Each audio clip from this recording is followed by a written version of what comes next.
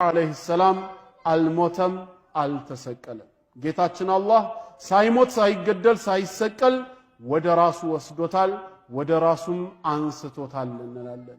ይሄንንም ቁርአን በሱረቱ ኒሳ ምዕራፍ 4 ከ157 እስከ 158 ነግሮናል።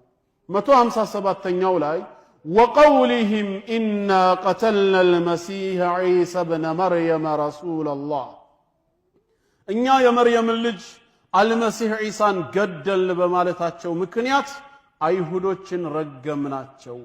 ወማ ቀተሉህ አልገደሉትም፣ ወማ ሰለቡህ አልሰቀሉትም፣ ወላኪን ሹቢሃ ለሁም ግን ለነሱ የተገደለው ሰው በዒሳ ተመሰለባቸው ይላል። ዒሳን አልገደሉትም አልሰቀሉትም። ነገር ግን ሁሉን ቻይ የሆነው ጌታችን አላህ ዒሳን ወደ ራሱ በመውሰድ ከቀንደኛ ጠላቶቹ መካከል አንዱን ዒሳን አስመስሎባቸው ጠላቶቹ መተው ይሄ ነው ዒሳ ብለው ያንን የተመሰለውን ሰው ገደሉት ሰቀሉት እንጂ ዒሳንማ አልገደሉትም። ወኢነ الذين اختلفوا فيه እነዚያ በሱ ነገር የተለያዩ ሰዎች ለፊ ሸክ منه አሁንም ከርሱ መገደል በመጠራጠር ውስጥ ናቸው። ما لهم به من علم إلا اتباع الظن ይህን ጥርጣሬ ከመከተል ውጪ በዒሳ ጉዳይ እርግጠኛ የሆነ ዕውቀት የላቸውም። እርግጠኛ ዕውቀት አላህ ዘንድ ነውና ወማ ቀተሉሁ የቂና በርግጥም አልገደሉትም ማለት ካልገደሉት ካልሰቀሉት ታዲያ የት ሄደ ሲባል 158ኛው ላይ ምን አለ? በረፈዐሁ ላሁ ኢለይህ ይልቁኑ አላህ ወደ እርሱ አነሳው ወሰደው ይላል። ወካነ አላሁ ዐዚዘን ሐኪማ አላህ አሸናፊ ጥበበኛ ጌታ ነውና ይላል። ሳይሞት ሳይገደል ሳይሰቀል ጌታችን ወስዶታል ብለን እናምናለን።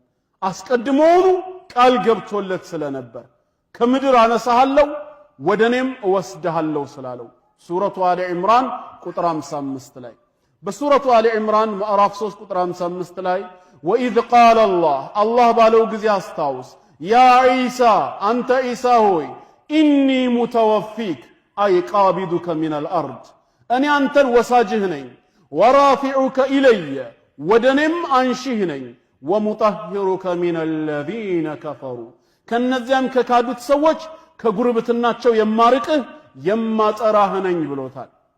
በዚህ ቃል መሰረት ጠላቶቹ ሊገሉት ሊሰቅሉት ሲፈልጉ ዒሳን ምን አደረገው? ጌታችን ወሰደው አነሳው እንላለን። አልሞተም ነው የምንለው። አይሞትም ግን እንዳንል መሞቱማ አይቀርም። ሰው ነው አላህ ኩሉ ነፍሲን ዛኢቀቱል መውት ነፍስ ሁሉ ሞትን ቀማሽ ነች ብሏል። ስለዚህም ዒሳ ይሞታል። ሱረቱ አኒሳ 159ኛው አየት ላይ ትንሣኤ ሲቃረብ ወደዚህ ምድር ይወርዳል። ተልእኮውን ከፈጸመ በኋላ ሰው ነውና ይሞታል።